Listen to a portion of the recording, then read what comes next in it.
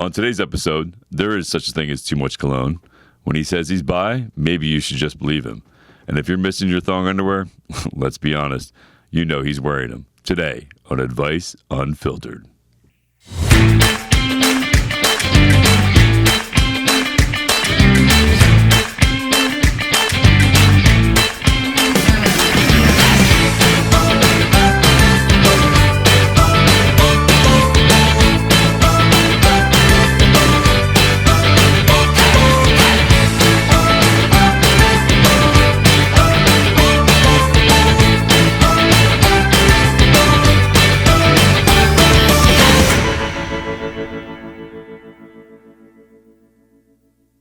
What's up, everybody? I want to welcome back to episode 11 with Tony Rodriguez and Christopher David, and this is Advice Unfiltered. On a Sunday. On a Sunday. I know, so it's my fault completely. Sometimes that horrible thing called work comes in play, and you have to travel and do what you have to do. But oddly enough, I think there are people who are out there who are excited to see us, not at 10 o'clock at night. Yeah, that's cool. And on a Sunday, probably people chilling, probably eating dinner. And funny enough, I bring this up because, I am hard for you people. I didn't know it was a holiday, so don't crucify. Shame on you, man. And I also did not Palm Sunday. Did not want the palm of don't crucify me. But Palm Sunday, no carbs for you, bro. But yeah, I just it's Sunday. It's the beginning of spring break. Yes. Which if you're traveling like I am is a nightmare for everyone who's on a plane and going to the airport. Yeah. But yeah, I mean, where are you flying to? I have to go to Vegas tomorrow, and I go to Vegas for a few days. I literally do the red-eye back, land at midnight, go home, switch suitcases, get back on a plane at 5, and head to Puerto Rico, and then come back, and then next week right back to Tampa. So I'm all over the place. And it's all work? All work, yeah, all work. All work. Well, Puerto Rico's not work, but I mean, work still. I still work when I'm on vacation. I don't technically have time off, so answer questions, phone calls, all that stuff. So. It's the horrible part of life when, it's not that I complain, so it's work, it's fine. I'd rather be, it's a catch-22. I'd rather be there for the staff when they have questions. I want to answer the phone, I want to help them, so it's partially my fault. The other part of it is, though, it is kind of sad when you go on vacation and you can't put the phone down. Yeah, no, I get it. You want to be in the moment, right? Yeah, it's really awful. It's really sad. I don't know the last vacation I've actually been on where I haven't said to people when I left, "Oh, feel free to call me if you need me." Yeah. It'd be nice to shut it down. Yeah, that's one of my golden rules, man. If I go on vacation, I don't deal with business. I don't. Nah. Yeah. Yeah. I wish. Even on my day off. Like if I have Saturday was my one day off, I literally didn't do any work at all. I cleaned, I did laundry, I did adulting stuff, but I had other stuff I could have been doing. That was more work stuff, and I was like, nah, man, I ain't doing it. Those are the best days, though. I ain't doing it. There are days where I wake up and I realize I have to fight to get the gym in, and then we're both so consistent, and then just comes a moment when you go, it's just a day off today. Yeah, it's just a day off. It's okay. Listen, it's a big thing out there, man. People feel guilty about taking a day off. Don't. I'm a big proprietor of that. I do. I feel guilty if I don't do something. And it's okay. It's okay. It's okay to sit home and do absolutely fucking nothing in your big sweatpants and your sweatshirt and just chill and binge watch movies and eat ice cream out of a tub for a day. It's fine. There's not. By the way, that's exactly what. Yeah. Just so you said that. That's the two thing. First of all, sweatpants. I still think to this day are the greatest invention. Well, outside of yoga pants, and that's a different story. Yeah, it's a different story. Yeah, I'd like to go back and shout out to the guy who made yoga pants for women. Yeah, shake his hand. Shout out to him. Anyway, go ahead. And him and the guy who invented coffee. Whoever was in a village somewhere in a forest chewing on coffee beans and put them in water. And shout out to you. And peanut butter? Peanut butter. Nice. I always give a shout out to the guy who made peanut butter. Is it Washington Carver? I don't know. But sweatpants. So, to your point yesterday, sweatpants. Yes. Sweatshirt. Made dinner at home, which was good. But the family all looks at each other and goes, "Ice cream?" Yeah. And we're like, "Hell yeah!" They got Dairy Queen. I got my usual soft serve, but there's nothing better than soft serve ice cream. I just ate a brookie, one of those freaking ice cream cookie things. What is it? A brookie? Is it a brownie cookie ice cream? Yeah. So fat right now. It tastes so good at the moment. It tastes so good at the moment. So good. I feel disgusting now, though. I shouldn't have ate it. I'm going to have to do so much cardio tomorrow. Well, you know what? Whatever. It's part. People always ask me, like, why and I think you've said the same thing. We're fat kids trapped in regular bodies. Fat kid trapped in a skinny body, man. I could not. I love food. I love it. Like my wife just made dinner tonight, and I was already snacking before I left. She's like, "Do you want to take some with you?" And I was like, "I don't think people on the podcast are gonna want me eating dinner while we're doing this." But everybody likes seafood, right? But it's a good thing. So, and by the way, you just got back, and I only know, so you just got back from driving Lamborghini. I did. I just got dropped back from driving Lamborghini around a race course. First of all, I will clear this. It's a great gift. Yes. It was a gift to you, right? It was a gift to me, yes. It was a Christmas gift, It was a great gift, but sometimes those guys head out the park and sometimes they do not. Yeah. And so what'd you do? Did a lap? Well, yeah, I did 4 laps around the course. The course was small, if you can, but I don't think for the price it was. You told me the price, and the price was a little ridiculous for what it was, but it was a fun experience. I'm not gonna knock it. Oh yeah, I got to do 110, maybe 115 miles an hour in a Lamborghini.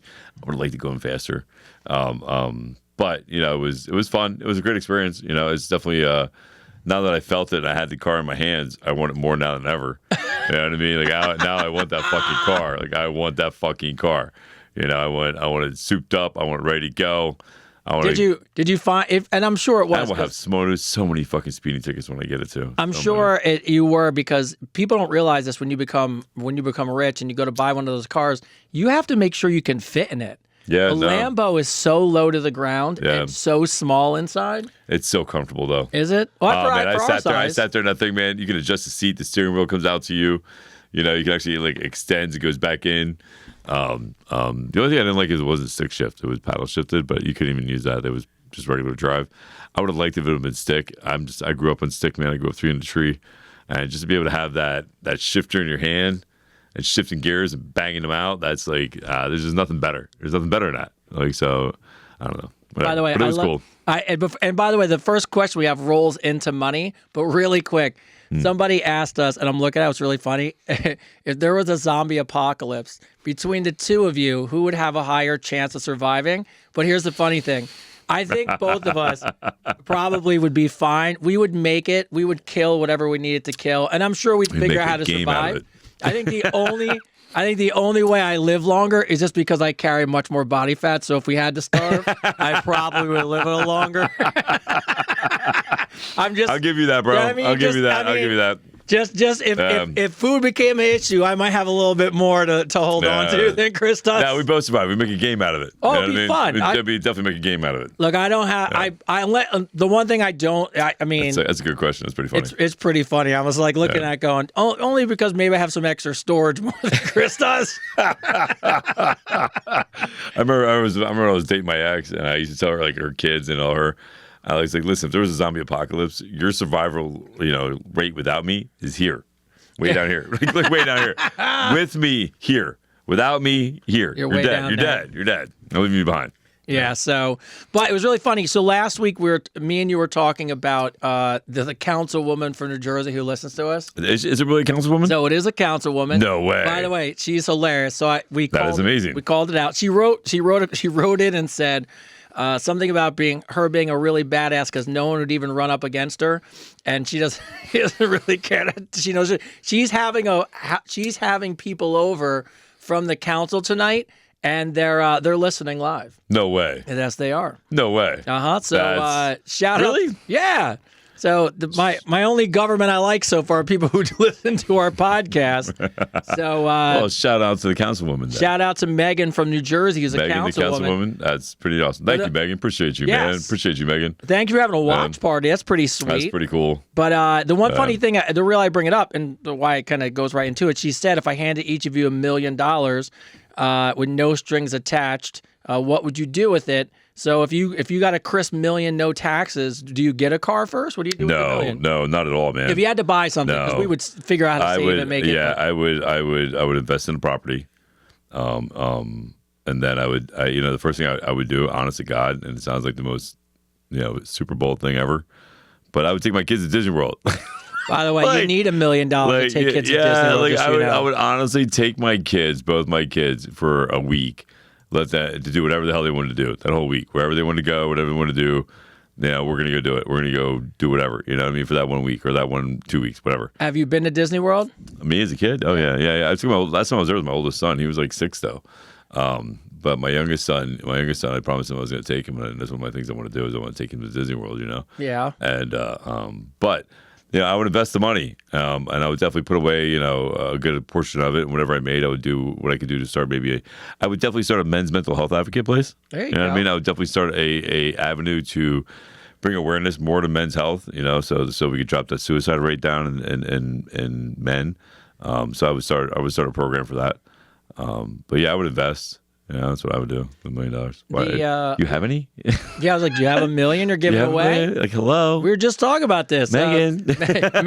Megan's our first Patreon VIP member. Right? It only cost $1 million. Right? Where you at, Megan? It's like, and I'm not a political person, but what it was the other day was like Trump was selling visas for like $5 million a piece. He's like, a smart man. People were buying them. I was dying laughing. Like, look, you can't come in the country. But if you got $5 million, yeah, you got a visa. Exception for you. Make an exception for you. But shout out to Megan, who's got her council people watching. Yeah, thank you, Megan. Appreciate you. If I had $1 million and I had to spend it and had no choice, there was a movie like that. I think it was Richard Pryor back in the day. You're absolutely right. Absolutely right. You had to spend all the money, right? You had to spend all the money to get the full. To get the money. Get the money. The car I would buy that me and my son want more than anything is, and it's not because it's like the greatest car. I would want a convertible Porsche, and the funny thing is there's a lot of Porsches I don't like, but there are a few that are just so sexy. And if I had money and it really didn't matter, and it would cost more than $1 million, my heart beats for a cherry red Ferrari. They had one there. They had a Ferrari there. The two fastest cars were the Lamborghini and the Ferrari. Yeah. My son did it, and I told you my wife and son did it. We got a Groupon for, so thank God it was $100. Yeah. But they did a Nissan GTR, the Lambo, they had that too. Ferrari, and the thing that was probably a little better than when you were, like I said, the whole Giants MetLife parking lot was the actual track. Yeah. But I told you it was more fun watching that. I did. We're restricted already. Oh, you're restricted again. Restricted already. Why? I didn't even do anything. Oh, people restricting us. But if we win $1 million, I mean, I just love to travel. I'd probably, to be honest with you, if I had $1 million, I'd probably put in the bank, and then I'd wind down, and then I'd give my wife some time off from working, and I would start back up with my own photography business. Because I don't want to do it to make. I obviously would make money doing it, but I don't want the pressure of having to make money do it. I just want to do it because I like it. Yeah. And $1 million in the bank could probably help that. So just the investment alone and the interest alone in the bank, if you can make a huge difference. Yeah, well, that's the crazy part. If you, and this is where it's really hard because most people don't have that. A lot of people, including myself, you don't have that financial literacy. Then you got to lean on someone to give you the advice. You never know if they're stealing it. But a lot of people will tell you if you do certain things right with enough money, you could just live off the interest. You live just alone. Yep. Put the interest in, know you're making a couple $100,000 a year, and be like, I don't need the rest of it, right? Yeah. Dude, there's people that I met at where we work out at that. They lost like $75,000 or $180,000 in one day, and they're just like in stocks, and they're just like, Well, I tell people are freaking out about stocks. I'm not retiring today, and I'm not cashing out a 401k. So I'm not worried about it today, but I understand why people are freaking out. But yeah, I mean, Megan, you could be our first. Your town council could be our first sponsor. Right? That'd be cool. That'd be cool with that, Megan. Yes, Advice Unfiltered, sponsored by Southern New Jersey's council. Yeah. Where all the town people go for advice. Very cool councilwoman named Megan. That's it. All right. So get into questions today. So Sunday we had a lot of fun questions. I think people are really starting to be open and honest with us, which I really appreciate. Some of them hilarious. My son is on spring break, so he's not here today, and Ming is away. So Vic is filling in for us today as our resident sound engineer. So shout out Vic. Shout out Vic. And then, but the funny enough, my son didn't tell me this. He went in and submitted a question like a regular guest. Oh, that's awesome. and not thinking I would find it. Of course, I go through all the questions, and I'm seeing this question, and the question comes up, and we'll get to it in a little bit. But I know he's probably home listening. So, yes, I got your question. I figured out it was you. And, what is it? He's down here somewhere. It'll come up in a cycle of stuff. But just like everyone else, I'll make him wait to get his question answered. So, all right. No favoritism here, kid. Yeah, just because you work here doesn't mean... Just because you're related to one of the hosts doesn't mean you get to go first. That's how we do it here. Bridget Brown. So, Bridget Brown. Brown. How you doing, Bridget? All right. Bridget Brown. Hello, Chris and Tony. I figured you would be the ones to ask for some advice unfiltered. Now, thank you to all you guys who went to the website, submitted questions. These are coming right from the website. This is an interesting one. My boyfriend has been working out for years, and I just started a little over a month ago. My question is a scent question. He loves, capital letters, my post-gym workout smell. And I mean he loves it. By the way, shout out to you for putting this in here as a real question, because I was like, holy shit. I think I smell like a sweaty, dusty, sun-baked warthog, but he disagrees. While I definitely enjoy the attention and intimacy, is there a polite way for me to tell him, can I please shower first?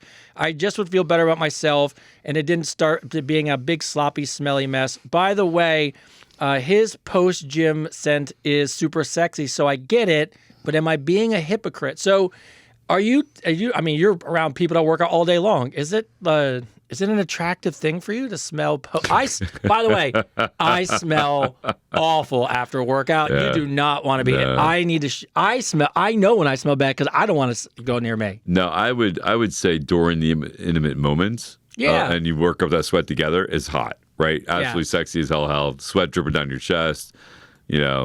Little suction cup noises when you move. Whatever. If you can, that's hot. Absolutely agree with you 100% on that. I think, and some people listen. Some people, that's why a lot of people have sex that meet at the gym, because there's a euphoria, a sex appeal, seeing somebody that's in shape or somebody that you're attracted to all sweaty, because it makes you think of that. So it's just a normal thing. I would just compromise, maybe once in a while, just give in a little bit. Don't think so much about it. Just let it happen. Well, I can tell you what we would not advise to do, and that's don't have sex in the shower. No, don't have sex in the shower. Watch episode 10. It's overrated. Number one place to get hurt. Yeah, but here's a kind of a weird question. What? You work out, you work up all this nasty stank, which for them they love, which is fine. Mm-hmm. Could you get like UTIs or anything because you're dirty and sweaty from the gym? Sure. I would think so, sure, right? Absolutely, yeah, absolutely. You get an infection. I would think so, right? Yeah, absolutely. Look, I'm with you. Yeah. I think morning, you're yawning, you're tired, you get up, you start sweating on each other. That shit is sexy. Fuck yeah. Coming home from the gym's not my jam. No. But you said he likes it and you like it, so yeah, Chris. I mean, why not once in a while? Once in a while, just be that animal. Or just run upstairs real quick, jump in the shower, and be like, I'm ready. And then, like you don't have to take it. Like here's the thing, like you don't have to take a full like blowing scrub you down. You can do like a quick little splash of some soap and some underneath the armpits, underneath the crotch, and freaking and then wash some of the important parts. And the important parts, your hands and stuff like that, things that touch things, But leave it up around your neck or something, leave it in the middle of your chest, and just like, hey, go at it. Just throw your dirty gym clothes on the bed and roll around in them. Oh, that's so gross. I know it. I can't. So gross. I admit it. It's not a thing, but I'll know when I worked out hard. I'll get in the car and I'll be like, I can't even. I have to get to the shower right now. But by the way, I also wear full outfits, workout. Then I wear that full outfit into the sauna. Yeah. So you don't want no part of that. I don't know how you do that. I don't know how you wear a full outfit into the sauna, bro. They were bad. Today there was like 10 dudes in there, and everybody's looking at me. And the one guy finally taps me and goes, "How are you doing this?" And I'm just like dying of sweat. I'm like, I don't know. It's how it goes. So. Anita from the Netherlands, who is a regular, asks questions all the time. Anita from the Netherlands. But she's got a really interesting idea, which I thought was cool. She's got a merch idea. What do you guys think? I think you guys should create a throw or a blanket with the image of Chris on it. This way, everyone has the opportunity to lie on him or under him so that they can share the same bed. Can you consider putting a small, the little things in cards that make, when you open a card and it plays a song? Can you consider putting one of those stuck into the actual blanket so you can hear him say motivational phrases like, I believe in you, or I believe in the best of you, or go fucking do it. By the way, Benita's the greatest merch idea that we've had so far. That's a great idea. A blanket with a little noisemaker of your voice. Who doesn't want a blanket with me? Isn't it funny when people think of those things and you're just like, you really want one of those? But we'll make that. The fact that she even went as far as, Anita, shout out to you, as fact as you went even as far as to think of putting the voice, the little things that you could press it. Yeah, that'd be funny as all, man. That'd be funny. It's great. Blanket. Somebody saw it. Blanket. Hot fucking mess. That's right. Shannon. Shannon wrote in last time, and I know she kind of wanted some ideas about this, but she's a swimmer. Ever been a swimmer? You ever done that for workouts? Me? Yeah. Yeah. I've done a couple times. I wouldn't call myself a swimmer, but one of the old Lifetimes I used to belong to, the Lifetime, this one has great swimming pools too, but I want to improve my strength and flexibility. How beneficial is swimming for that?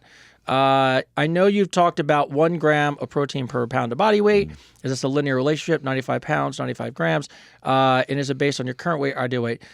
Swimming, I'll let you answer, but protein, yes, it's very, look, you can go 0.75, 1 point, whatever it is. It's just simple math. Most people try to shoot for 1 gram per pound of body weight. And if you get, or they'll tell you 1 gram of protein per 1 pound of lean body weight. But either way, if you shoot for it, really what you're doing is make sure you have enough protein to build muscle. I mean, It's really kind of what it is. It's the biggest thing is eat enough food. Just eat enough protein. If people, and I'll tell you what, it's a cool diet hack because if you look at your plate and you eat your protein first, you will have little room because you're so satiated to eat some of the other crap on your plate. So you don't eat hollow carbs or hollow calories. You know what I mean? That's about, a lot of people eat hollow calories. Yeah, a lot of stuff is hollow calories. Yeah, you just need something that has substance to it. Sometimes I literally have eaten things sometimes. The ice cream yesterday does not count because I didn't care. But you'll go to eat something sometimes and you look at it and you go, what is this really doing for me? And when you know it's nothing, you actually put it down. In both of our cases with the ice cream and cookie thing, listen, we did 100 reps of each exercise. Oh, yeah, we worked out the other day, yeah. Yeah, so, whatever. Yeah, so it doesn't. The reason you go to the gym is outside of looking good naked, which I think most people's number one, is to eat some shit like that. So, but swimming. So is swimming good for strength and flexibility? Yeah, it's great for strength, and it could be good for flexibility. I mean, flexibility is just stretching, man. Like you don't really need to swim to do that, But swimming is a great exercise, absolutely. I mean, look at Michael Phelps. I can't name somebody who doesn't swim on a regular basis who's not in good shape. Absolutely. Doesn't have good blood pressure. So swimming is a phenomenal exercise you can do. There's also places like we at Lifetime. We have weights that you can take in the water and you can use in the water, which is great for anybody that's trying to rebuild muscle tissue and working to stabilize as they come back from an injury or rehab or something like that. So yeah, absolutely jump in the pool.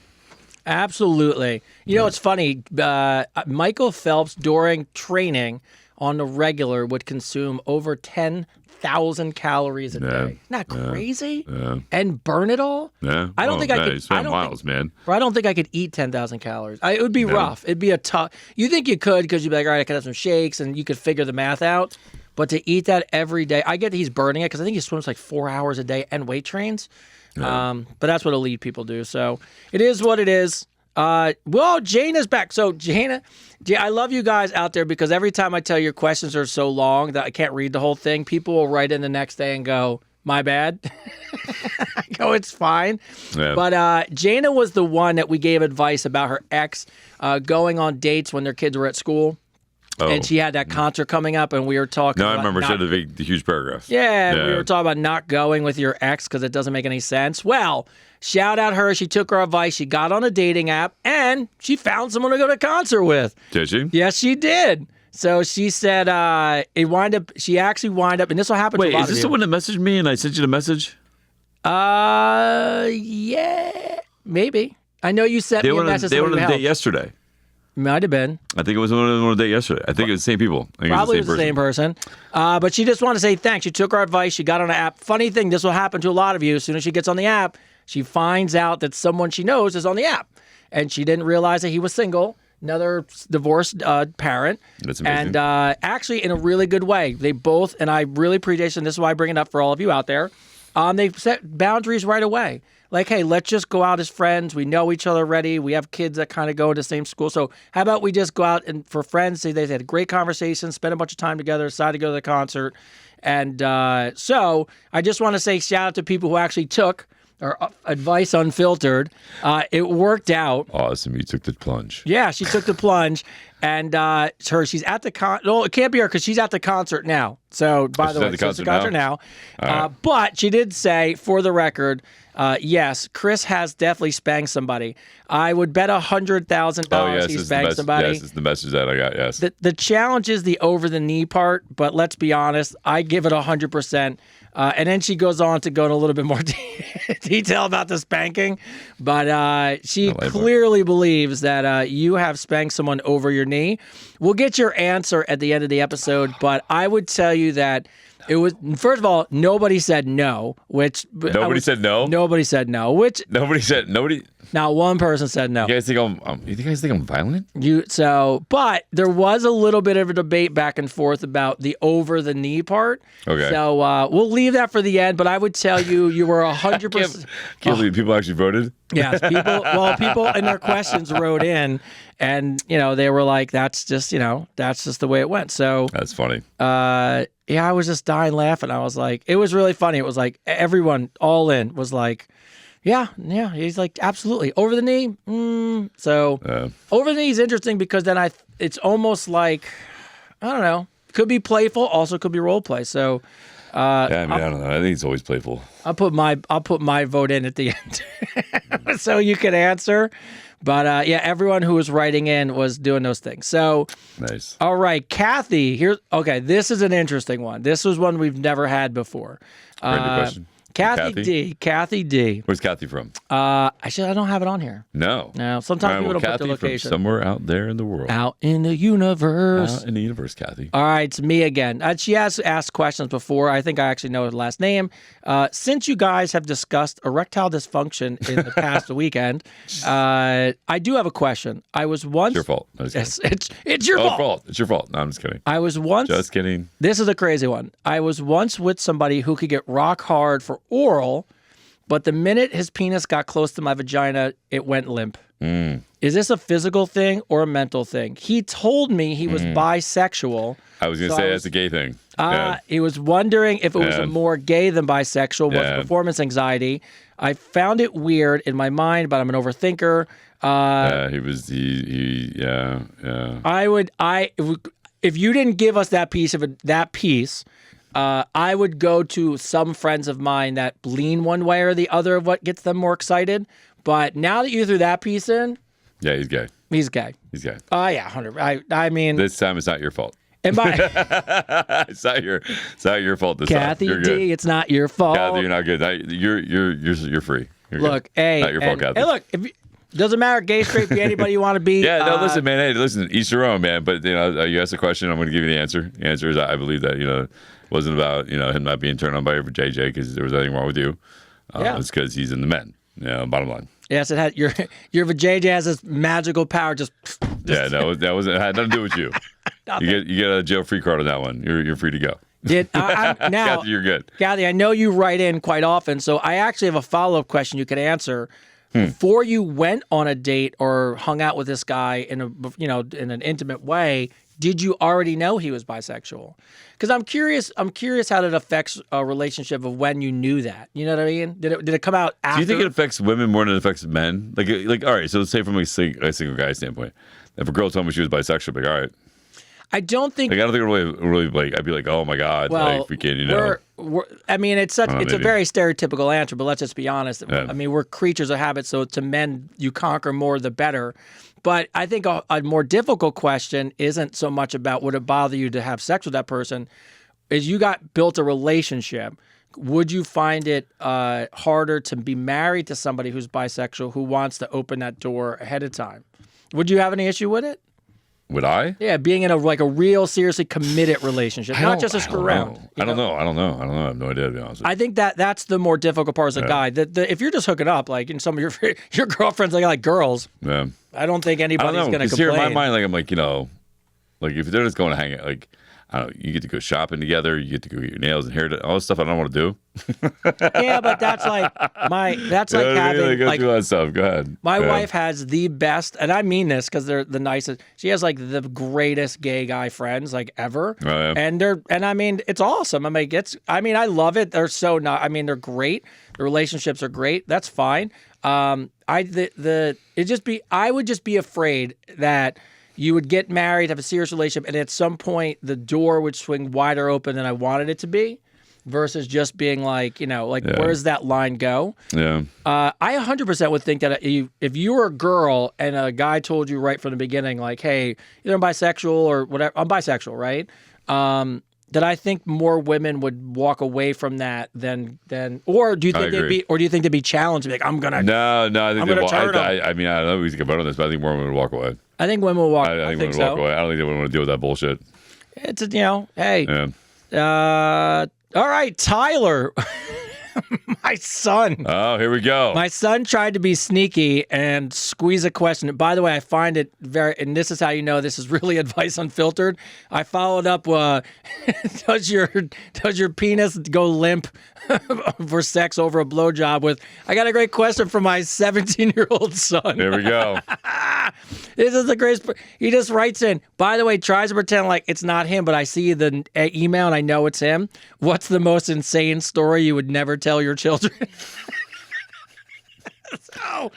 This is where you start talking and be like, yo, man, there was this one time that we were in this car and this dude came out with this stuff and all of a sudden the screen goes quiet and we keep moving our lips like we're still talking like, oh my God. Yeah. It's crazy. They did that for you guys who are Deadpool and Wolverine fans when Ryan Reynolds and Hugh Jackman were launching Deadpool and Wolverine. Oh, yeah, they started talking about it and then the sound went off and it kept going. Yeah. I would tell all of you this. The cool thing about having and I know Chris knows this because his older son's 25 and my son's 17. And my son actually comes in the studio and hangs out. It's fun. It's fun. It's fun in an interesting way to have him part of it. I don't really hold back any of the conversations because I want to be a parent. I want to be a friend, but I'm also a parent. So I'm very aware of those things. But Tyler, there are definitely insane stories that you will know at some time. But the best part about being a parent is I want you to go through some of your own first, and then we can share those stories. I don't want you to be living on, my dad did that, and then be able to throw that back on me at some point, because I've done that to my parents. Yeah. So my mom got on me about something one time, and I was like, you and dad did a lot of ... when I was a kid, so I don't want to hear anything about it. And that, was good for my defense. So no, I think there's a time and a place, a certain age that you can discuss things. Yes. Yeah. It is funny. Me and you laughed as we tell stories and we watch his face. Yeah. This stripper one blew his mind. Oh, I know. Yeah, no, I mean, like I said, my kids know, my oldest son knows everything about me. He's 25 years old. If he asked me a question today, I would have no problem answering nice questions. But if he was 10, if it was my youngest son asking me questions, I wouldn't answer him fully, truthfully, just for the simple fact that, I want him to, like you said, learn on his own, But if he was asking, it depends what the question was. If he was asking advice about something, I would give it to him, right? Obviously. 100%. But if he was like, asking if I ever did something, and use it as a reason for him to try it, I would wait. His brain's not ready for it. He's not ready for it. Yeah. He's not mature for it. You got to pick at a certain age. You got to be, Yeah. You got time and place. The nice part about a good part about being a parent is you do laugh. Me and my wife giggle all the time when we want to yell at him about something he did, and we punish him, and then we separately behind closed doors are laughing because we did the same thing. But to Chris's point, there's a time and place for those things, and you'll get a lot of those stories. You get older, you'll hear a lot of to this day, I still sit sometimes with my parents at dinner, and they'll be talking about something, and they'll tell a story I never heard, and my mind is blown. And I gotta be honest, I look forward to those because I think that they're awesome still at this age. Yeah, like I can imagine being in my 80s and bringing up some shit, and my kid being like, "Oh my God," if you can, you know what I mean? But yeah, here and now, there's just some things that they don't need to know until you're on your deathbed. You're on your deathbed. You're like, yeah. Let me tell you these stories. I gotta get off my chest. There's 12 bodies they found. Wasn't me. I buried a treasure. There's a map. Right. There's a buried treasure in the hills of Cologne. That'd be great. But no, I enjoy sharing stories with him. It's nice to see his face, but to a time and a place. So yeah, time and place on that. Yeah. So way to try to get in as a fake guest. Yeah, right. By the way, I'll give you credit. That was a brilliant move, except for I can see where all the questions come from. And on top of that, you still didn't get the answer you're looking for, kid. No. You still don't know shit. All right. So, Jonathan, should your ex be allowed to date someone you introduced them to? I broke up with my ex a few weeks ago, and one of the people I introduced her to at a party, she's now going on dates with. That's fine. Is that some kind of guy code thing? No. That's why they call it an ex. Nah, that's why they're called exes, bro. The only guy code, and that really depends on the guy. Like, I live by it. I don't play another dude's sandboxes. No. Right? Like, me and you were boys, me and you were friends, whether you were single, right? Yeah. And you went out with somebody, even if you just went out with them one time, I'm never taking that person out. Yeah. I'm not taking them out. I'm not playing in that sandbox. I'm not doing that. I'm not hanging out with, and but if you introduce her to somebody, and you guys aren't like just because you know him and you're not like friends, like you guys don't hang out, like you're not boys, and they start going out, man, that's really nothing you can do about that. Just let it go. To your point, look, I think as guys get older, I think this, and a lot of women like struggle with this. Men generally have very few friendships and a lot of acquaintances. So yes. I would never want to ruin the friendships I have, especially when there's so many people to date. So when we break up, if I'm hanging on to you, then I haven't let go. So when I let that's a me problem, not a you problem. Yeah, when I enter a relationship, I want you to go date whoever you want. But my boys, like my people, my friends, they're not playing in that sandbox anyway. So no, they're not doing that. Yeah, so my real friends aren't going to do that. Yeah, so John, let it go. It's not a big deal. You didn't introduce her to anybody. Hey, but listen, here's a good way to look at it. It's all about perspective, right? So here's a good way to look at it. If it was somebody you knew and you liked him well enough to introduce her to him, then at least, even though it's not how you wanted it, at least you know she's with a good guy, right? Yeah. So be happy about that, right? Maybe we get everybody to the wedding gets a free cake. We talk about this all. We made a joke about this the other day. Guys struggle with this because we tend, and this is probably a really big generalization, but I would think guys tend to be maybe not more jealous. But if you're a jealous person, here's what I would tell you: you didn't plant a flag on the moon, so you don't own anybody. It's not yours. You move on with your life. There's no. Wait, are you saying if I plant a flag on the moon, I own it? Now, people think that they hook up with you and they own you and they plant. You're the first person there. None of that shit's true. We gotta get better as a society. Get off their social media. Stop following them. Yeah, get off social media. Don't follow them. Don't stalk their shit. Because eventually you're gonna meet. Here's what's gonna happen to you guys, and this is what's gonna fuck you. You're gonna meet somebody and you're gonna like them, and then they're gonna find out you're stalking your ex, and then that relationship's ruined. Yeah. So don't screw yourself over. Or you're gonna talk about them. Oh, and it's going to ruin it. Yeah, it's going to ruin it. Yeah, so, all right, Mel from the UK. Mel from the UK. All right. What's up, United Kingdom? For a second, I thought it was a Spice Girl. I was excited. That'd be cool. Was it Mel B? I think she was a Spice Girl. Mel B. The UK. How do you guys feel about fitness influencers? Sometimes I feel great about how much information is out there, but then sometimes I feel like shit because I don't look like those people. All right. Well, yeah. So here's the thing, man. You gotta understand a lot of these fitness. Well, first of all, do you consider yourself an influencer? No. I wouldn't. You've never said that. So no, I've never considered myself. You just have a big following. I just have a big following. Yeah. I don't know. I mean, you have a bigger following than most influencers. I do have bigger. Yeah. I have a bigger real following. Yes. Yeah. I mean, not paid for. My followers. And thank you for that, everybody out there. Thank you for your followers. And by the way, this is important. I don't want to interrupt you, but it is important for everyone to know. Chris's audience is 100% real. They're as organic as I've ever seen. Yeah. And we've run into people that have these big audiences, and you can tell that they're all fake because there's 3 people that like a video, and they got 300,000 followers.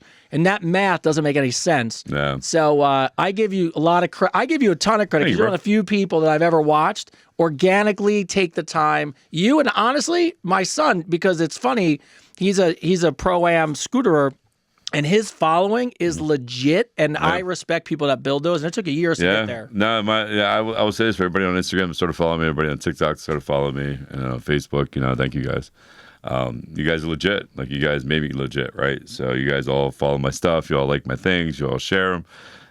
You all help me fight the scammers too, which I appreciate. A lot. If we can, just on the way here, dude, I had 4 people, comment on my post, pretending to be me on my post, which is just the most ridiculous thing. But anyway, But listen, I just want to say thank you guys. And so as far as the fitness influencers, there is some really good ones out there. There's some excellent ones out there. Get some excellent advice. I follow them.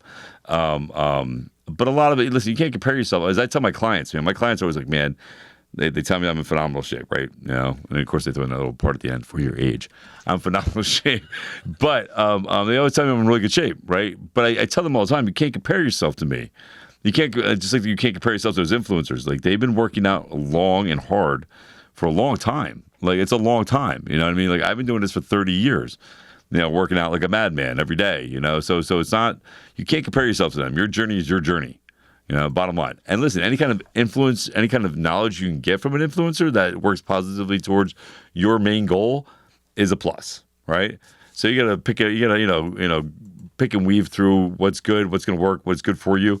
There's a lot of bullshit ones out there. A lot of people pretending they're not taking stuff. A lot of those people out there on steroids or on a lot of amplifiers, you know what I mean? If we can, so these people, or they're using a lot of filters too, and they're paying for their following, and they're acting like they're big things, like hanging on other people's Lamborghinis and stuff like that. What about the Sarasota guy who's up at 3:45 washing his face in Sarasota water? The influencer, see that? Yeah, he got 1 billion views. Yeah.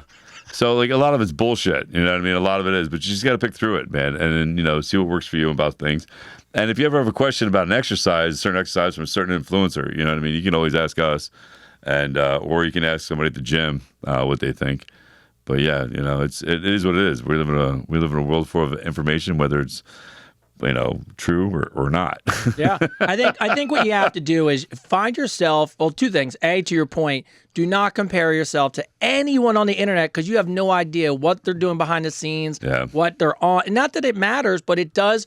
It matters if you're portraying yourself in a way that's not real. Well, look at the Liver King. Perfect example, right? Perfect example, right? I got all Jack eating liver. Yeah. He's been taking hormones, Yeah, and look, and the crazy part about the world today, which I think is really something I appreciate, people are much more accepting of honesty. Yes. They would rather have the Liver King come out and say, hey, look, I struggled, I'm older, I got on this, I'm taking this, but while taking this is how I do my workouts. His following would be 3 times as big. Oh, I agree, because listen, whether he's taking stuff or not, you can't get in shape like unless that you work hard. Unless you work hard. Yes. Like, it doesn't matter. You can take as much, steroids as you want, but unless you actually like work out. Yes. It's not going to do anything for you. So you just don't grow muscles. So yeah, just be honest about what you're doing. But yeah, just pick and choose your influencers wisely. Yeah. And always feel free to ask questions. If your influencer that you're following, if you ask a question and they don't answer it, then kind of gives you an idea where their head's at, right? Yeah, and to your point, follow a variety of, and when you land on something that you like or you hear a piece of information, just double check. Yeah. Just Google it, put in ChatGPT, ask us, ask somebody else, because a lot of times some people give you some really fucked up advice. I see some fucked up shit at the gym. Fucked up advice, Matt. Yeah, I see some people do some fucked up shit, and I ask them where they learned it from, and they're like, "Oh, this influencer on Instagram. Oh, this person on YouTube," and I'm like, "Why? Like, why? Like, where it is?" And it's not even normal shit. Like, it is some like hanging upside down. I don't know. Whatever. I'm not gonna get into it. Yeah, it's some crazy shit. And a lot of times those things are like, oh, it makes. It's why I try to parse out when someone's like, oh, this exercise is better. Okay, define better. Is it 1%, which then it doesn't mean anything? Or are we talking about so much better? Yeah. You got to find yourself some good. No, there's some good ones on there. There's one guy I follow. I forget his name, but he puts sensors on everything so you can see what muscles are activating. Which is great. And there's is that another the guy. Athlete Next guy? The guy with the beard, bald beard, big dude. No, I know who you're talking about. Yeah, he's great funny. guy. Yeah, he's a great guy. Then there's another guy from Russia that I follow. He doesn't talk, but he does some cool ass workouts, man. That freaking. Do you see the guy from Australia? The guy who doesn't turn around, who's one of the strongest people. Oh in the yeah, world? that guy's a beast, bro. Guy is a monster. Doesn't sell anything. Doesn't promote anything. No, just works out. Really heavy weight, shit. Heavy shit. That guy's awesome. A fucking beast, bro. Oh, that guy's amazing. Yeah, and he jumps high too. You see him when he jumps on boxes? Well, the only thing I know about him is I think he used to be. He was in the elite forces. Yes, he was in elite forces for Australia. Yeah, that dude is bananas. Yeah. Now you're from Australia. You probably know who I'm talking about then. Yeah. So, Anastasia. What's up, Anastasia? I had a guy I went on a date with who just Venmoed me money after the date so I could get my hair and nails done and have a spa day. we did have sex on the first date, so now I'm just not sure. Is it something sweet, or do I feel like Julia Roberts and Pretty Woman? Paid for you. Have you ever Venmo'd a girl after sex? No, I've never Venmo'd a girl after sex. Venmo. That's so fucked up. I had a friend actually tell me one time that she got up and there was money on the counter. That's amazing. Didn't know how to took the money. Yeah, obviously she took the money. Why would you not take the money? Then didn't know how to feel about it. And the guy was supposedly, the story was the guy was just saying, "Hey, when you get up, just go get some breakfast and some food and whatever." But she took it as, "Oh, this is the night." But Anastasia, nobody. Here's $20 in a coupon. First of all, no one should Venmo you money after sex ever. And if the guy really thought it through, he would probably talk to you first and be like, "Hey, by the way, I want to set up a nice date for you." Versus the next day, you just find $200 in your Venmo account. That's pretty funny. That is pretty funny, right? But yeah, I went there for a simple purpose. I want you to feel like I just used you. Now, I'm kind of curious, Anastasia, did you take the money or did you return it? She obviously kept the money. She kept the money. She kept the money. I don't blame you, by the way. No, I would have kept the money too. Fuck it. You earned it, right? You worked for it. Fuck. All right. Heather, I caught my man cheating because we were linked together on our Apple Fitness trackers. At 3:42 in the morning while he was on a work trip, I noticed the heart rate go up, calories got burned for about 32 minutes while he was in his hotel room. Anyways, they're broken up. I wonder why. But the question is, are we too connected now as people, and did we all secretly become stalkers? It's a tough question when you do that and then you catch somebody because then it justifies it kind of. Yeah. You wish you lived in a world where you didn't have to do that. Yeah, I mean, you gotta. By the way, that's crazy. At 3:42 in the morning, all of a sudden you're like, someone's burning calories. That's fucking great. It's awesome. I love that. By the way, it's not really awesome, Heather. Yeah, we're sorry about that, Heather. Sorry, Heather. Well, actually, I'm glad it happened to you because then you got rid of that person and they didn't cheat on you for friggin' ever. But yeah, I mean, hey, here's the thing. Like, you're gonna get caught eventually. I say it all the time. There is no way eventually you do. The technology now is too good. And I'll be honest with you, this is the weirdest way to think about it in verse because I was not the best boyfriend. Surprising shock. No, you? No. I was a virgin for a long time, and this is my first relationship. That's what I thought. But I still haven't had sex. We're on episode 11. I'm still a virgin. In an odd way, I actually appreciate all the technology now because it actually does in a small way, especially if you're just a good person, just keeps you honest. I mean, it doesn't bother me. People can track me. I don't give a shit.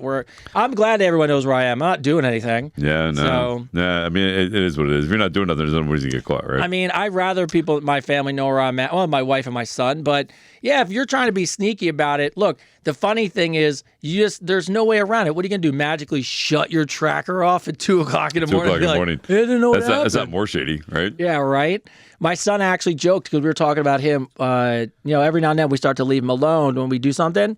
And someone said to him the other day, "Oh, don't have a party at your house." And he goes, "We have 6 Ring cameras at the house. How the fuck am I going to throw a party?" Yeah, it's true. And good point. True. It's a good point. Yeah, thank God for technology. So yeah, no, I mean, it's a good thing and a bad thing, right? Everything's got a catch-22 to it, right? Do you think Heather was more mad that potentially he burned more calories than a coworker? Yeah. She's like, "Fuck you, a bastard." She put in 10 minutes with me, 20 minutes with that fucking girl. Literally 500 calories. In the email, she put in a tub of ice cream on myself. She was like, he worked out for 23 minutes. And she told me, she put it in the note, and I was laughing in my head when I was 23 minutes. She knew the exact. It's like 23 minutes and 52 seconds. She put in the calorie count and everything, and calories. I was like, I was like, maybe he was just doing cardio in his bedroom, running in place. Oh my God! So I had to do abs and burpees. Look, there's a lot of ways to track people. You have to find a good balance. I'm curious what his excuse was.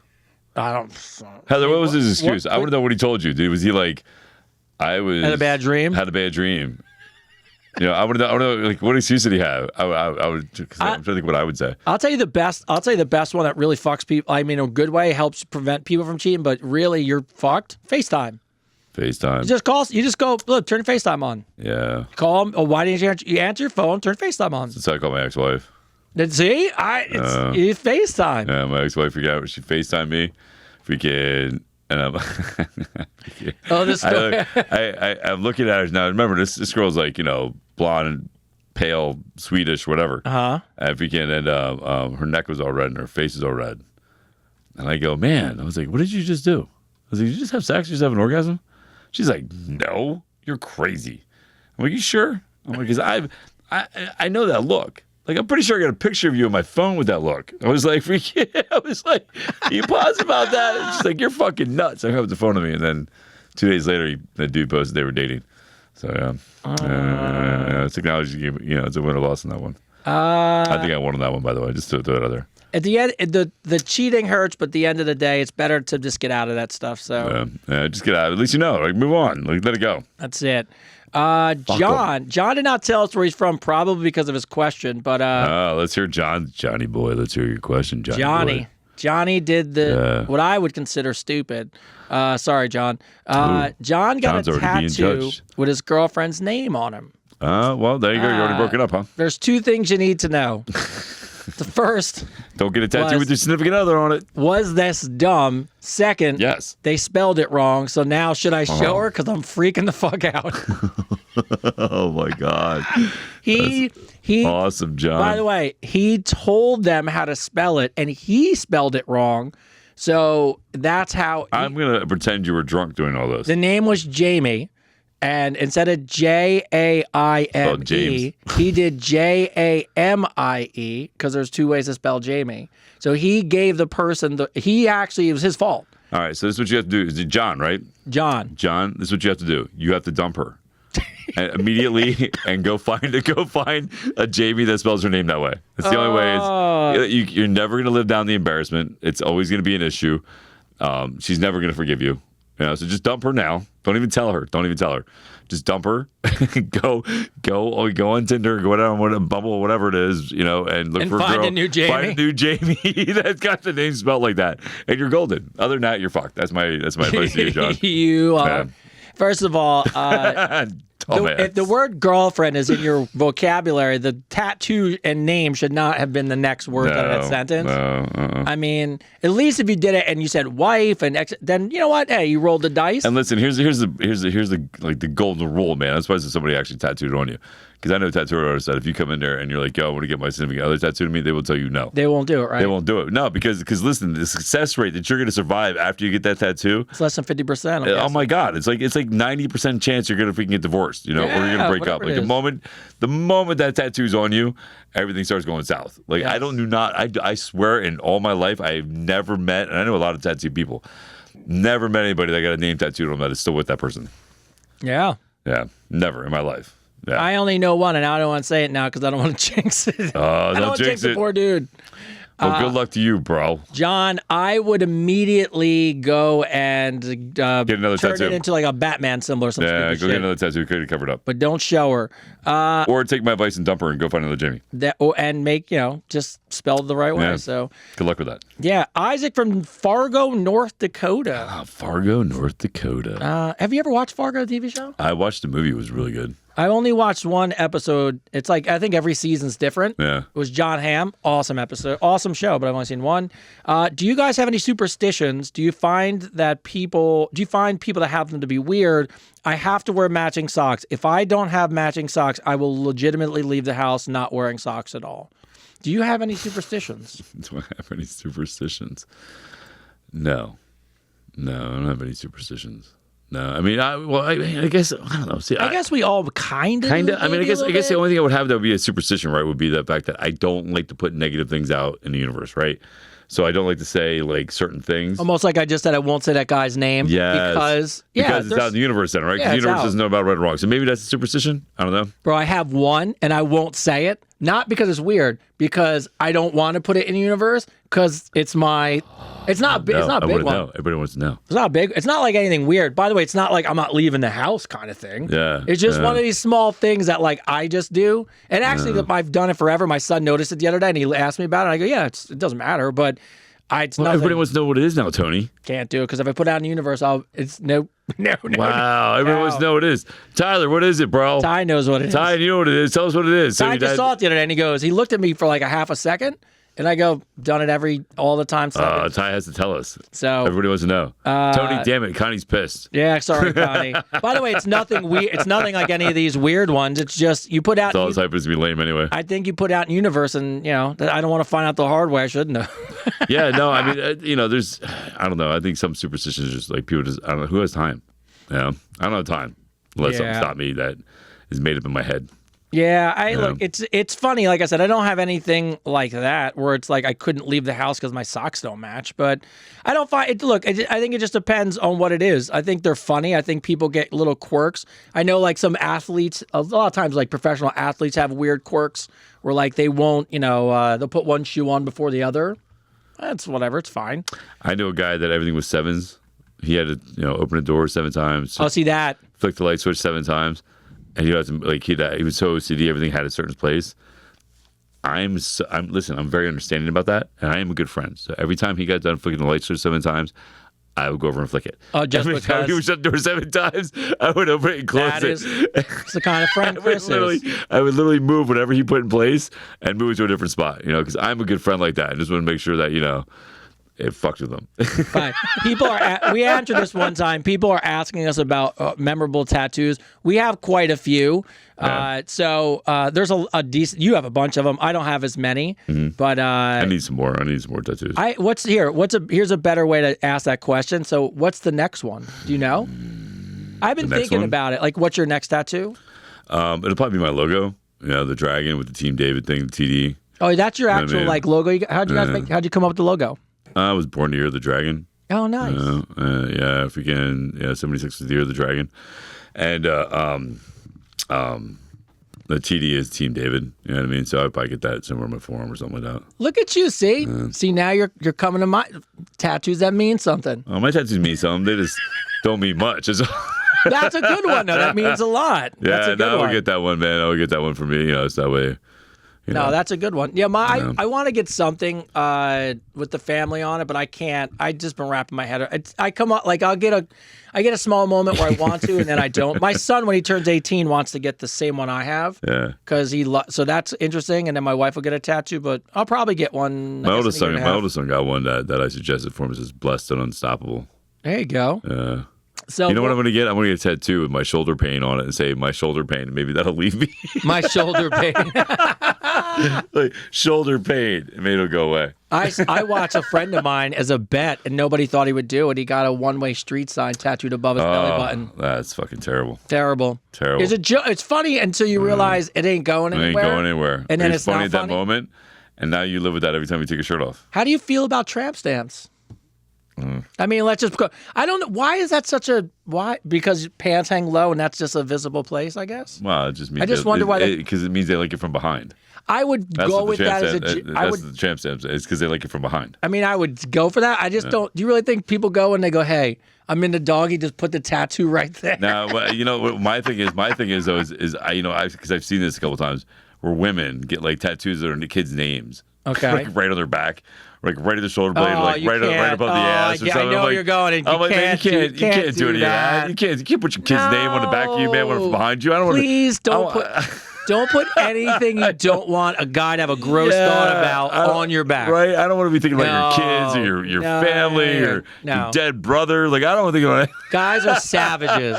We will target practice that shit. Yeah. That's exactly. Don't do that shit. Don't put family members under your backs. Jenny from Delaware. I had a random question about gifts and guys. All right. Gifts and guys. So my new boyfriend just bought me. That sounds like a really good podcast. Gifts and guys. So my new boyfriend, he just bought me flowers for a date. They were very nice, but he forgot to take the sticker off, and I found out that they were from the grocery store. I know some grocery stores have a florist section, but is it wrong for me to judge him for getting flowers at the grocery store? Yes. He thinks it was a nice gesture, but I definitely did not give it up that night because I couldn't get past the grocery store part. Well, that's just fucked up. Isn't it fucked up? That's fucked up, man. No, I think, listen, there's some grocery, I bought some...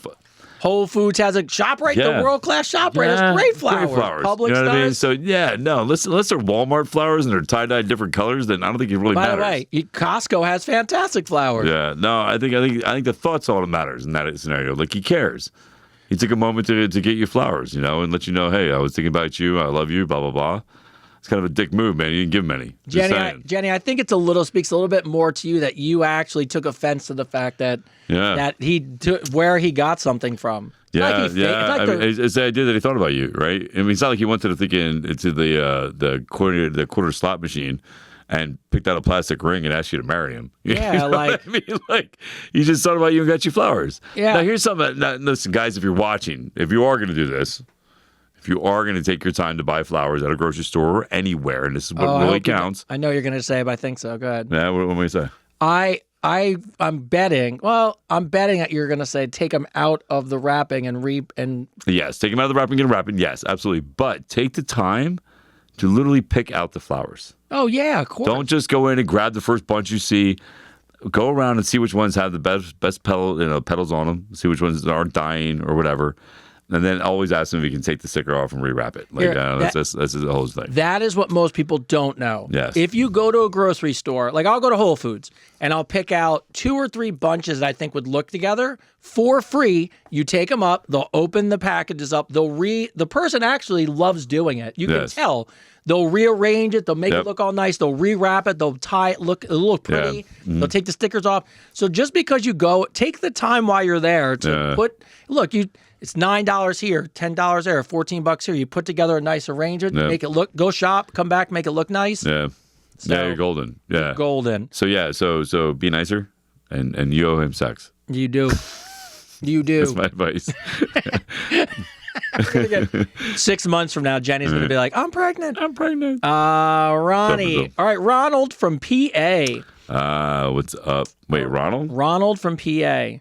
I had an online date a few weeks ago, and afterwards, I ghosted her. But now I'm wondering if I did the right thing. Here's the scenario. She asked me to meet up for her for drinks, but when I showed up to the spot to grab a drink, next door was Chuck E. Cheese, and she was really taking me to her 8-year-old niece's birthday party. So I felt lied to, so when I went to the bathroom, I just dipped. Was I wrong, or should she have been more honest? No, good call, bro. You think? Nah, good call.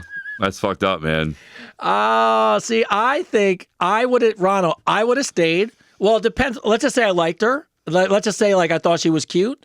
I would have stayed and won a bunch of tickets and crushed all the kids for fun to show her I was a good guy. Started putting kids across the floor. I got this. I'm like, I would have. Look, it's sometimes I think people do that to test the type of person you are. So I'm out already. Listen, if kids aren't your thing, man. Listen, if you establish that kids aren't your thing, being in big environments, especially if you've been to Chuck E. Cheese, it's kind of a Chuck E. Cheese is shit. Dude, it's kind of a free for all in that fucker. Yes. You know what I mean? Like those kids are all over the place, man. You might get into a fight. Have you seen the one where there's a brawl? Things happen in that place. So they just shoot each other. Yeah, right. Kids carry guns. Parents fighting over freaking tickets. I've seen stuff. But anyway, I mean, maybe you should have said something to her before you dipped. But it was kind of messed up. It was kind of messed up. She was saying to you that what she was doing, right? Like, you know what I mean? Like, I've had it happen to me. I had this girl ask me to go kayaking, and I was like, I would love to go kayaking with you. And it was the first time I went kayaking with anybody. I used to do it by myself all the time. Okay. And I go meet her. And I drive an hour and a half to go meet her. And I show up, and there's like 20 people. Like, it's her friend's family, her mom and dad, her kids, some it's like school a family friends. Affair thing. Yeah, everybody anybody that means something to this girl is there. Okay. Right? And I'm like, oh, wow. I'm like, all right, well, here we go. And it was just awkward. I mean, that was fine because I focused on the kayaking, but at the same point in time, it would be nice to go to heads up. You know what I mean? Yeah. Freaking, it'd be nice to like, hey, you're about to meet my whole entire fucking family and my friend's whole entire fucking family. Well, it's better she didn't tell you kayaking. You drove an hour and a half and then you wind up at Chuck E. Cheese. That's true. I mean, then I would have turned around and left. But good call, bro. Fuck Chuck E. Cheese. I would have hung out, Ron. I'm out already. Unless the person didn't. I mean, depends on how cute she was. I'm gonna be honest with you. If she was cute, I would have hung out. But if she's not, I wouldn't have dipped on her. Though. I just can't. I can't do that. I would have pulled her outside and be like, "Hey, this is my jam." But it's all good. We got our very, very, very, very, very first question as a couple. Ooh, as a couple. As a couple. Yes, Terry and Liz. All right. Terry and Liz. Hey, we're watching you guys. We appreciate you guys. We love all the advice. You guys are hilarious. but we decided to ask you guys this question as a couple. Love that. Is it cool to sext and send nude pictures to each other after years of being together? Absolutely, 100%. We're both in agreement. We are more boring than we used to be, and we're really together. We're trying to work through this. Maybe it's lazy. Maybe we hate our bodies.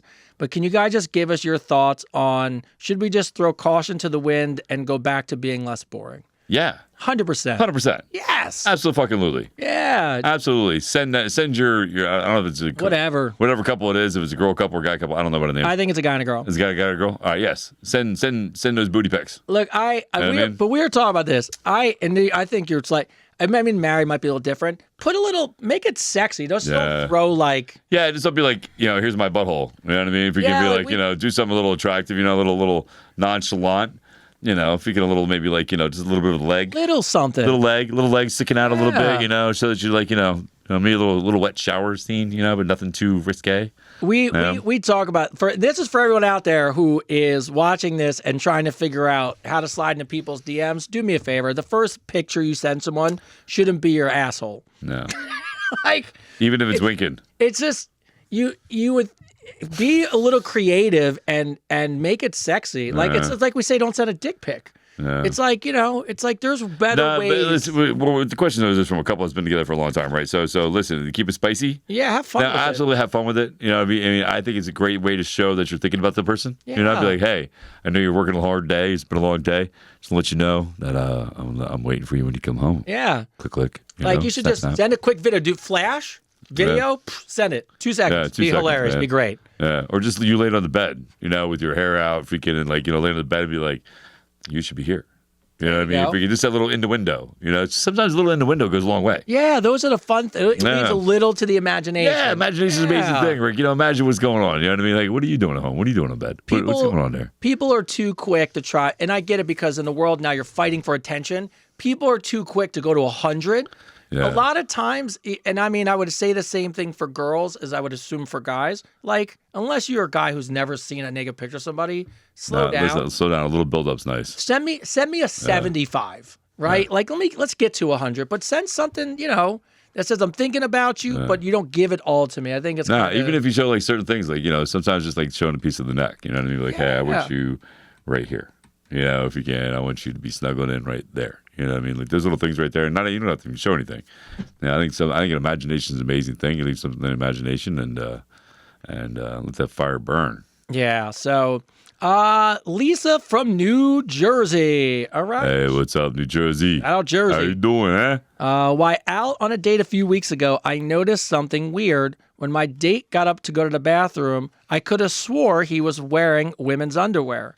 Now, I figured I was seeing things, so I tried to find out, of course, all night, but to no avail.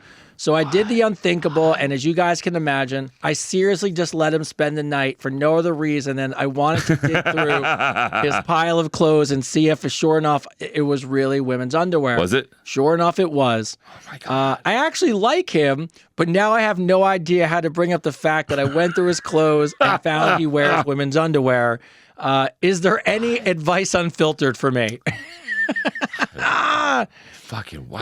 The world is so crazy. So crazy. So let's recap this. So she went on a date with this guy. Guy got up to go to the bathroom and the thong must have been sticking out. Out the back, right? Out the back, right? So she saw he was wearing a thong. So he likes to wear women's underwear. But here's the best part, though. She thought it, so all night she was trying to figure out how to, because you're trying to navigate to see it. And then when she couldn't, it bothered her so much that she couldn't figure it out. She said, you know what? I'm going to spend the night. I'm just going to spend the night with him. Spend the night to make sure. Just for this reason. Just to see if she can see what he wears underneath those pants.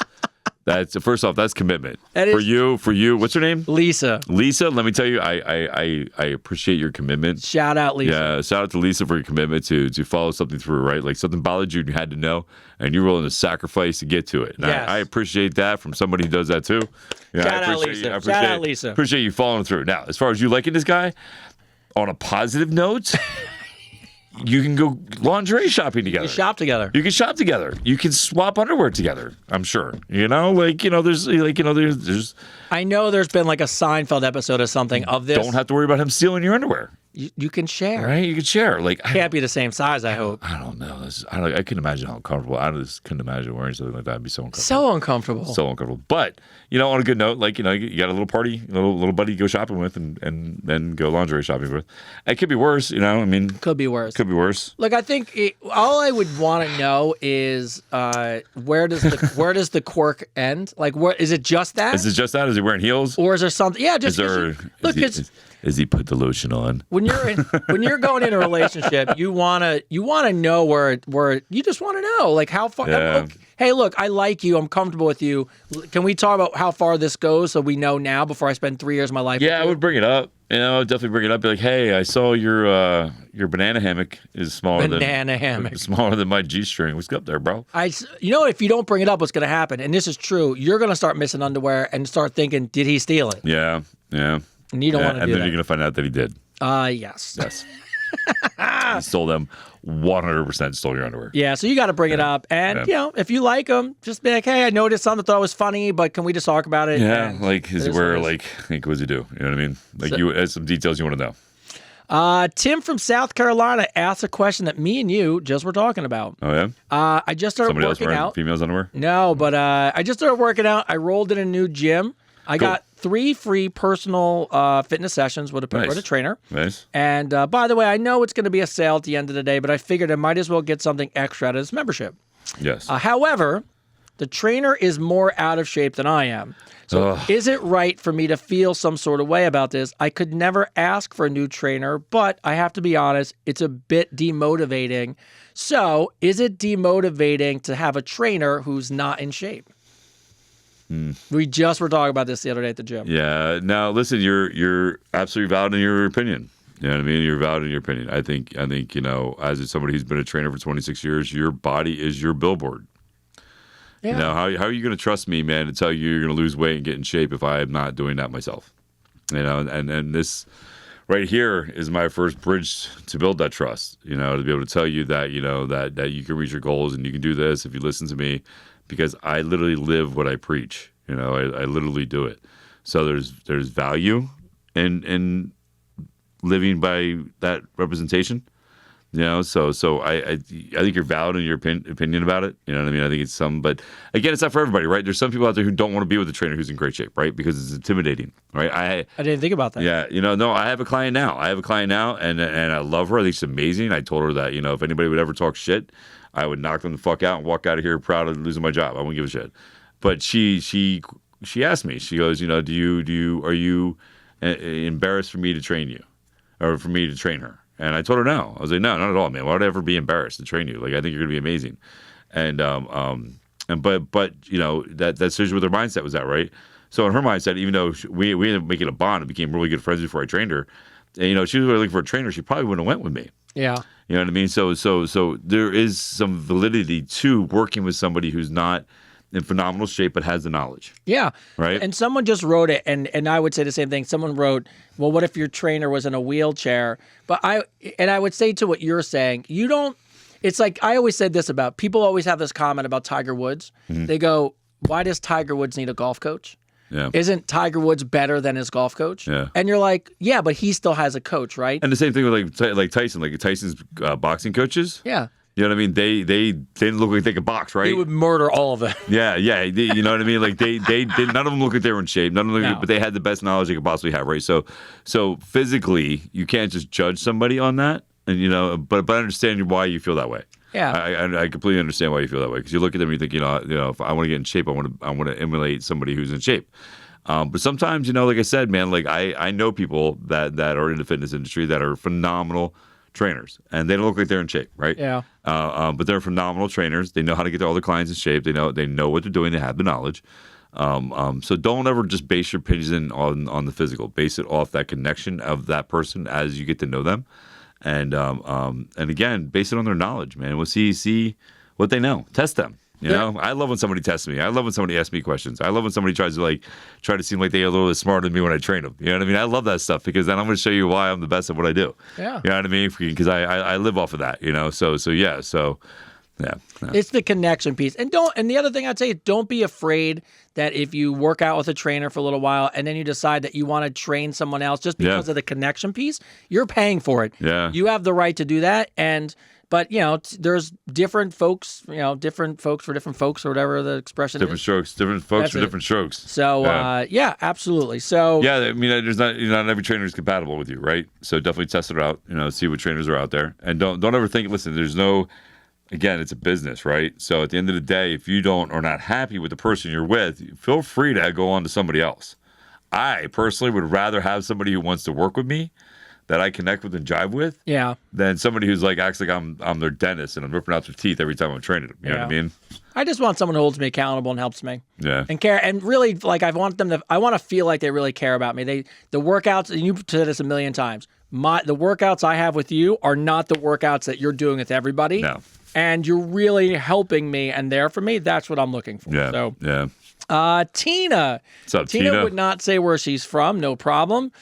Tina. We already know Tina. We know where. Tina, we know where you're from. We know you. I'm in competition with my best friend, and she does not know it. Every time her and her boyfriend do anything, I shove it down my boyfriend's throat. It started with when they go to restaurants, now we go to the same ones. Then it was places to visit. Now it's on to things in the bedroom that I would normally never do. This can't be healthy, right? My boyfriend finally said something to me the other day, which was, I don't mind doing all these things, but isn't this all the same things that your friends are doing together? Oh, he called you out. So, do you know anybody that's that? I actually know a person that was like this. I date a person like this. I know people like that. I know people like that. Absolutely, man. And they want what the Joneses have. It's not healthy. It's not healthy. No. And the fact you throw it to your boyfriend, not cool at all. No, it's not a lot cool to at all, throw man. on him. It's a lot, man. It's a lot to throw on him. Now, I'm sure he's benefiting from the bedroom stuff if he's into it, right? Well, he had to say something, so he there's something in his head. He was like, he's like, you are not tying me up and pegging me again. He's like, wait a sec, why are we doing this again? Like, wait a minute, why do you want to put a ball in my mouth? Because so and so did. Wait, what? No, it's not fair. It's not a healthy way to be. And that's messed up your friend.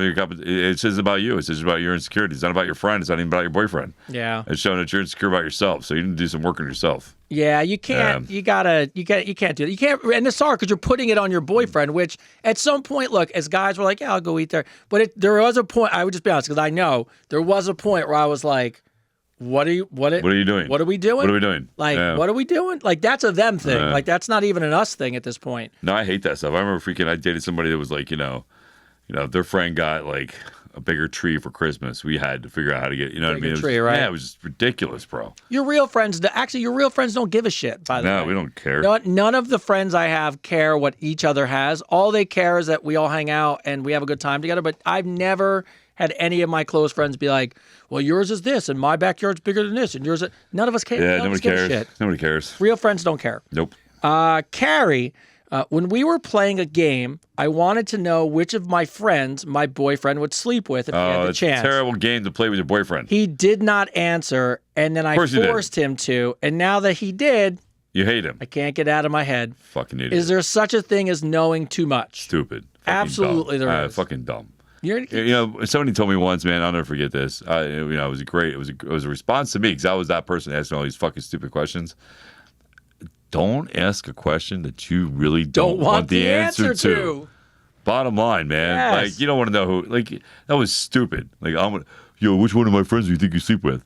His answer should have been, I don't even know you have friends. I give him props for you have friends? I give him props for just telling you he didn't want to answer a bunch of times. Yeah, no, he should have stuck to his guns. He should have told you no, because now you're just going to fucking let it rot in your head, and it's going to cause problems. And every time you see that friend, you're going to be mad at her. Yes. And you're going to be a dick to him if he says hi. Like, it's such a stupid, insecure bullshit game. Just fucking don't play it. Yes. Yeah. So it's your fault completely. 100% your fault. And by the way, you're never going to get out of your head now. So is erectile dysfunction. Just kidding. It's your fault. I love this one. Guy writes in, can't give my name - Hawaii. I don't know that we were going to be able to find you, Hawaii, but let's just go to his question. Afraid to give us his name? He wouldn't give us his name? No. But it's all good. Let's just cut to the chase. I sharded on my date. So It's bad enough that it felt it slip out, but when it went through my underwear, it made a wet spot on the back of my pants. Now, I know when I got up, somebody pointed it out, and I came up with a quick lie and said I sat in some food. The date overall was great, but when she asked me to go back to her place, I said I had to work the next day. Somebody said it's Mateo. Oh, Mateo. It's Mateo.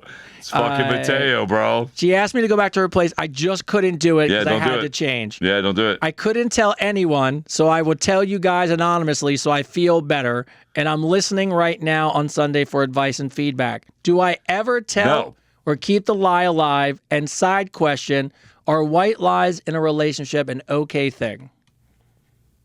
So first off, let's just be honest. No name, never tell. Never tell. Never tell. No. I mean, maybe years later if you're married and then it's a funny story. Yeah, that's fine. No, you never tell. No, never ever tell. You just don't need to tell. Never tell. And second of all, it goes back. I don't know about the white lie. First of all, everyone's got white lies, so that's a fine thing. It's not even a white lie. Listen, man, it's a circumstantial. Yes. Yeah, it's a circumstance. It's involved that nobody needs to know nobody knows about, right? Like, there's certain things that's happened in my life that it's none of your damn business. Everyone sharded. Everybody's sharded, and I don't think I've ever done it and be like, hey, by the way, yesterday I shit my pants, just so you know. Yeah. I just don't. Just so you know, I love you. There's honesty, and then there's honestly you shouldn't say anything. No, ignorance is bliss. Ignorance is bliss. You know what I mean? I don't need to know everything. I don't need to know that. I don't want to know. Don't want to know that. No. No. So Mateo, keep that to yourself. Mateo, were you? Just kidding, Mateo. Mateo. We love you, Mateo. I met a guy. Did I tell you about a guy named Jim at the gym named Mateo? Oh my God. God. Oh my God, is it you? And he's like, what? I was like, oh, never mind. It's not Mateo, I think you listen a lot, and I appreciate Mateo, you. just so you know, we're gonna get shirts to say you're not my stepdad. Oh my God. Mateo is not my stepdad. Advice Unfiltered. We're gonna get shirts to say that. Yes, not my daddy. Mateo is not my stepdad. I question, and no matter how many years later in this podcast, one day I hope we're signing books. And then Mateo walks up. And Mateo walks up. Right. And he just looks at us both and goes, I'm Mateo. And we're both like, it's you. It's you. It's our dad. It's our stepdad. Well, Did I bring the pickles? No, I fucking Yes, Kevin's pickles. Kevin, love you. Love you. Your fucking love you, this has been going on Kevin, for 10 I don't years, even know you, but I'll have this jar for 10 years in my refrigerator. Then it won't be good anymore. It's been an ongoing thing every episode. Kevin's pickles. You get a free shout out every fucking episode, bro. All right, so we got about 10 minutes left. Right. Rachel. I went on a date with a guy who bathed in Cologne. It was terrible. I hate that. I swear a bee followed us for a few blocks. It was hot, which was the hardest part for me because he was actually nice and he's really good looking. I couldn't deal with the smell. The date went good, but it was so much I could not even kiss him goodnight. Oh, I hate that. If it wasn't for the smell, I would have really had some fun that night. What do I do, and do you guys wear cologne? Yes, I wear cologne. Yeah, I wear cologne. Yeah. Do you wear your own? Do you pick out the smell you like? Or how do you pick a cologne? So I there's one I really like. It's Dolce & Gabbana Light Blue. I just started wearing Tommy Bahama Dark Blue, which I think is really good too. Let's do a little survey here. So for our next podcast, okay, what is the number one cologne that women like to smell on a guy? That's a good one. Yeah, let's do a little survey here, right? So for next episode, which will be a week from now, right? Yeah. What is a cologne that women love the most on a man? I want to know. I'm curious. But I usually have women buy it for me. That's what that. I usually have women buy it for me. Always. Whoever I'm dating, I let them pick that out because I want to smell like they want to smell. You legitimately for anyone out there, this is my way that I would know that a guy truly lives the life he does. Because if someone asked me for 5 tips for a guy that only a person who really goes on dates and is really out in the world would know. Do never pick your own cologne. Nope. Let the girl you're dating pick it. Yep. Who gives a shit what you think? Yeah. If you smell like they want you to smell and they're attracted, you're in. You're in. Just let them pick it out.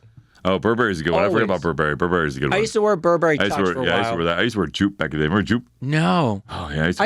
I've always had the person I was dating pick it out. I never cared. I used to not wear anything. Everybody like, man, you smell good. I'm like, yeah, it's French. It's called Eau de Me. I literally, for the first time 2 years ago, I went on a deep dive. I YouTubed all the best colognes, ratings, women, and I found the 2 top ones across the board that most people said were the best. What's that? I have to bring them. I don't even remember because they're not like a normal branded thing. A Polo guy. No, I haven't worn Polo in years. My dad used to wear Polo green. Yeah, my dad used to wear Polo green. And here's the funny thing: spent all this money on them. Thought every now and then someone compliment me. Christmas, my wife buys me this old cologne I used to have, and she goes, "This is the one you need to wear." So even after I spent all that time knowing I shouldn't have done it, she was like, "No, this is what you wear." And the other two I just gave away because I don't need to smell like anything else. I want to smell like what she thinks I should smell like, right? 100%. Whatever does it for her. Yeah. I'm in. And don't even worry about anything else. Just if she picks it, you're in. Yeah, you're in. No way you date is going to pick something. But the rest of you, go to www.adviceunfiltered.com. Yes. And write in what cologne you think men should wear. Let's do a little survey on that and see what the number one. Now, she likes him. He's good looking. The date went great. So she should tell him, listen, I'm going to tell you right now, he doesn't know. He doesn't know. He just doesn't know. He doesn't know, right? He's, nervous. And no one told him. Yeah, nobody told him, right? So tell him. Be like, listen, dude, I like you. I do like the cologne. One little squirt. And listen, most guys don't know this either. Yeah, they don't. They don't know this. So they'll sit there and squirt themselves like this all over the place. And literally all you have to do is squirt it in front of you. And then walk into it. And whoop into it. Right? Right? That's all you got to do. You don't have to spray it all over you, man. No. All you got to do is spray it in front of you and let it walk into it. And then it's all over you, bro. And then you're good.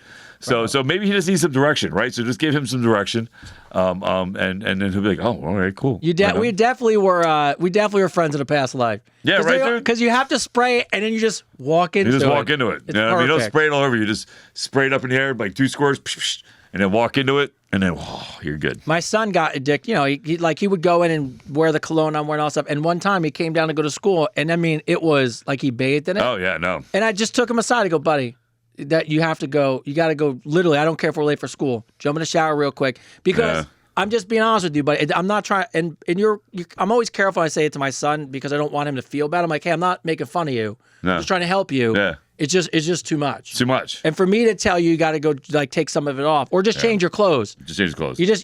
You went 4 squirts too many. Yeah. There's no reason to bathe in it, man. And again, he doesn't know. Like he just can be doesn't nervous. know. That was it. Know. And maybe, possibly, he might have a sinus thing where he can't smell. Right? Yeah. Maybe he had COVID and he lost his sense of smell. Right? So maybe he doesn't know that he's drowning in the shit. I always lean on people. Your friends don't tell. Like you got bad friends, they just don't tell you. Yeah, no, my friend. Listen, if you have something stuck in your teeth and you stink and you're I'm going to tell you because I care. Yeah, polo. Someone said I was an old one. Polo. My dad used to wear polo. Oh yeah, Old Spice the whole night. Old Spice. Stetson. Remember Stetson? Oh, that's an old. Yeah, my dad used to wear Stetson, man. Polo had to be strong because back in the day, everybody smoked cigarettes. So if you want to smoke a cigarette, you put some polo on. Cool. Yeah. Harry, my wife wants me to remember all of our anniversaries. Our first date, our first time, our engagement, our wedding. How many anniversaries is too many? Obviously, I'm asking because I'm in the doghouse because I missed our first date anniversary. I celebrate our wedding. And the only so that's that's our anniversary. Yeah. And because of Facebook, I'm reminded when we first met. We don't do anything, but I acknowledge it. But it's not like we're going to dinner. Like I just go with wedding. Yeah. No. So if you want to, if she's like, all right, so this is where you're gonna compromise, right? If it's important to her. I'm gonna ask like the married guy, even though I'm the single guy. There you go. So here's the thing, right? So if it's really important to her. Then just do it. And it's something that she like, because it means something to her, right? All those first things with you mean something to her. It's not a bad thing, right? It means that you mean a lot to her. So take the perspective of it that she cares about you. She's not trying to beat you down. She just wants you to care about something that she cares about a lot, which is you two together, right? So there is technology now. You do have calendars on your phone that you can set the dates, ask her what all the dates are of everything, get it in your calendar. And then how about you having the little things get set off? I'm proud of you. I'm proud of you because you gave the way more married advice than I gave. Right. It's spot on. Little role reversal. There's a role reversal. Little role reversal. I went with fuck it, and you were he's like fuck very important to her. I was like, listen, if it's important to her, right? and you have a calendar in your phone. Have her put the dates in your phone. Yeah. Because that way you remember. Because listen, life, I don't remember shit. I don't remember what I did yesterday. But if I was, obviously I didn't remember Kevin's pickles for God's sakes. We've been for like 9 weeks. For like 9 weeks, 11 weeks now. I've forgotten Kevin's pickles. So, but you have a calendar, right, on your phone. Ask her what the dates are. Put them in the date early in your phone. So that way you can sit there and it comes up and you can go get flowers and get the candy and make it special for her. If this is something that is a thing that she wants to celebrate. Again, because it's all about perspective. I know from a guy's perspective, like, what a fucking pain in the ass. I'm like, fucking, like, I need to remember, like, because from a guy's perspective, you're like, who cares? Like, we're together. Like, who cares about the first date, right? Yeah. But to her, it's something special to her because it's something that means something to her, which is you. You mean something to her. Put it in the calendar. Yeah, put it in the calendar. That's a good call. Yeah. Look at that. Look at that. Reversal. Look at that. Little role reversal, bro. That was good. It was scary. I don't like that side. You Let's get back to the other side. Fuck her. No, just kidding. Tell her it's not important. Right. Not important. Forget about it. That was weird. I didn't like that. Yeah. All right. We got two left. Harry from Connecticut. What's up, Connecticut? What's up, Harry? Baby. I am lost in the world of memes and emojis. As a single guy, I'm in my late 40s. Is it important to stay current with the dating world and look, or to stay in my lane? I keep getting peaches, other random fruit, a bunch of memes, and some shorthand text messages. And I have to be honest, I keep Googling what the hell is listen, I get it. SMH? Somebody keeps saying I'm beekeeping age. I don't know what the hell that means. I'm like, I don't know what that means. I don't even know what that. What is it? I don't know. I have no idea. They keep saying to my thing, like, "Oh, you're beekeeping age." I'm like, I don't have bees. I feel like when we're done with this, I'm good. So I'm going to Google it because I don't know. Let's Google what that is. So listen, it's who cares about catchphrases, bro? Be you. Like, listen, stay in your lane. You know, it's cool to learn, but just be you, man. All these catchphrases are going to come and go. Like, they're not going to really matter. And when it comes down to adult conversations, nobody's using like, "Yo, RZA." Or Riz, whatever the fuck it is. Like, nobody's using that shit. Well, if you have to use it, I'm gonna be honest with you. It probably means the person you're dating is way too young for you. Yes. So yes. If she's asking you to go to Chuck E. Cheese, you shouldn't be dating her. Yeah, I don't know anybody that's in their late 40s who's like Riz, like. Yeah. But look, I think in one way it's fun to stay current with stuff because it is kind of funny and you Google some things, you learn some stuff, but just date someone in your lane. And what you're gonna find at this age range, people aren't sending eggplants and peaches and all kinds of shit. Yeah, no, I mean, like, I didn't know what a DOF was until a couple months ago. I think I might have said it to you. Yeah, I didn't know. No, this girl said it to me. I forgot to ask her what it was. I didn't know what a DOF was. Now, if you get, I didn't know what a silver fox was till like a year ago. So like, freaking, like, it's cool to catch one. Yeah, it's cool to catch one new phrases, but at the end of the day, am I using them? Am I? No. Am I dabbing people at the gym? No, I'm giving a high five. Fuck I'll tell you the one thing I actually do a ton of, which it's just kind of funny. I love sending GIFs and memes. Yeah, it's funny jokes. I love them too. But I don't use them as a form of communicating with somebody I want to date. But I have. Have you? Yeah. Well, some are. I when I'm being a smartass, when I'm being a smartass, I was just some fucked up memes, man. Oh, we send memes to each other, so. Did you see the thing about being a smartass is like supposed to be like? I sent you the thing. Did I tell you it? No. So we're doomed. I sent you the thing about how being a smartass is a red flag.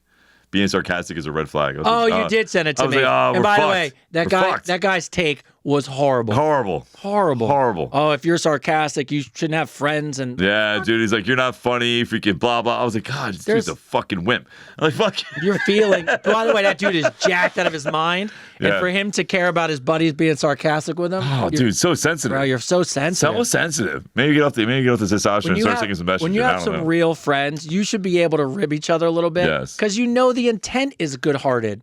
I mean, my friends, I have friends that rib me all the time. We do it all the time, but it's never mean. No, listen, I think busting on your friends is a sense of caring. If I don't like you, I'm not going to make jokes with you. Oh, my kid, I mean, my family does it to my wife and my son will walk out the house and my son will go, "You sure that's not my shirt?" Oh, yeah. Yeah, no, my son will bust my ass all the time. But it's funny. Yeah, it's funny shit. Yeah, I'm all right with it. No, we should be able to bust each other. All right, Val's going to bring us home. Wait. I'm getting asked here by a couple people. No Connie questions, Tony? Oh, shit. You know what? I didn't see any Connie questions. No Connie? No, not this week, Connie. No, because I think it might have been Sunday. Yeah. I did not see a Connie question in there. What the fuck? Connie let us down, because it's not on Tuesday. It's not on Tuesday, Connie. Sorry. Connie, I didn't see one. No love for you, Connie. Connie, I didn't even see one in there from you. No Connie questions. She said she emailed it to you. I'll ask. It's all right. We're going to read Val's question. Connie, I'm going to ask this Val question, and then I'll look real quick. Yeah, I'm pretty sure there wasn't one in there, but all right, hold on. Too funny. Val. All right, he's a dude. He's a dude. And this is important for this part. After sex, my girlfriend always wants to eat. Doritos, candy, snacks, a meal. Is this strange? She has now moved on. Is she legal? She sounds like she's a teenager. She's now moved on to keeping food in her bedroom drawer, and I think it's kind of gross because 3 o'clock in the morning, I'll wake up and I hear chips. Your girlfriend. It sounds like your girlfriend smokes pot, bro. Yeah, she might. Yeah, it sounds like she's got the munchies. That's what it sounds like to me, man. It sounds like she's got the munchies. Yeah, it sounds like she's got the munchie. I don't think eating beds is a good thing, right? I think once in a while, on a great moon, like if you want to have like a little picnic on your bed and like watch a movie together, that's one thing. Have lay down a little towel, a little blanket. But I don't think eating in your bed is a good thing. Nobody likes to roll around on crumbs, all over the place. Oh, I'm looking for Connie's question here. Debbie actually just wrote in, so we'll ask Debbie from Paris, or Debbie might be Debbie Paris. I have no idea.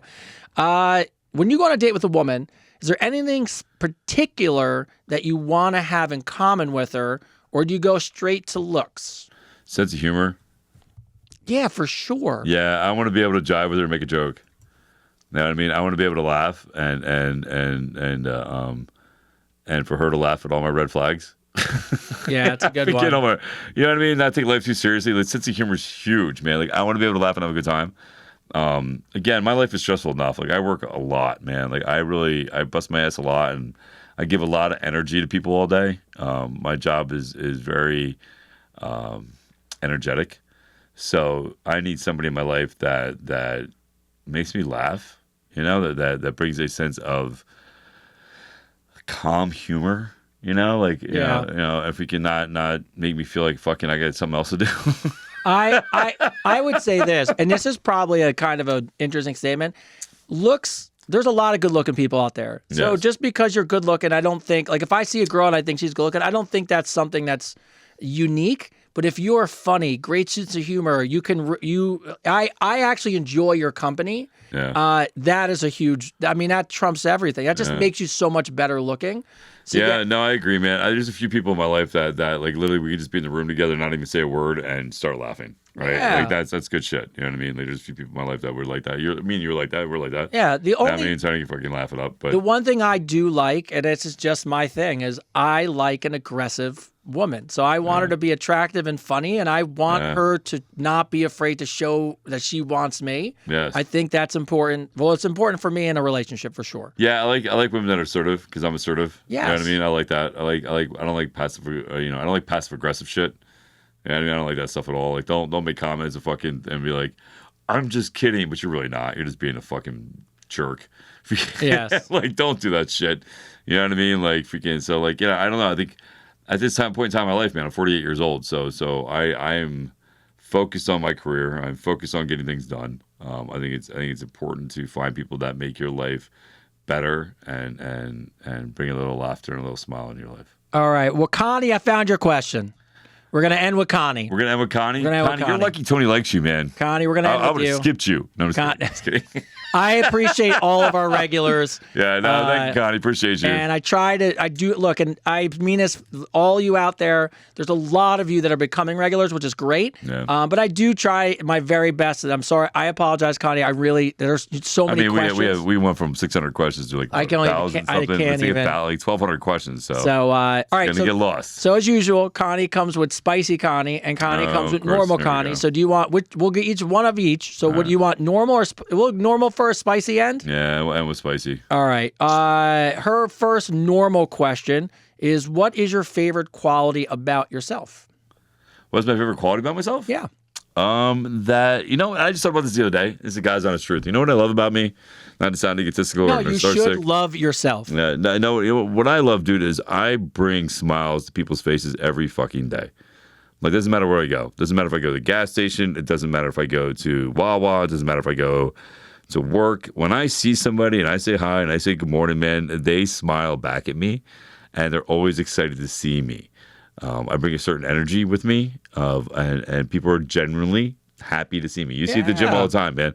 Oh, you have of all the people that work there, I've now met more people because of the friendly vibe you have and talking to people and coming up to you and saying hi and absolutely. Yeah. So I create this community within my realm of being that I'm very grateful for. I think I really truly think that's a gift. It's something I'm very grateful for because it changed. Like I could be in the worst fucking mood, man, and I could see somebody, and even though my mind's thinking that I'm a piece of shit or whatever, that I'm not good enough, that I fuck things up and blah blah blah blah.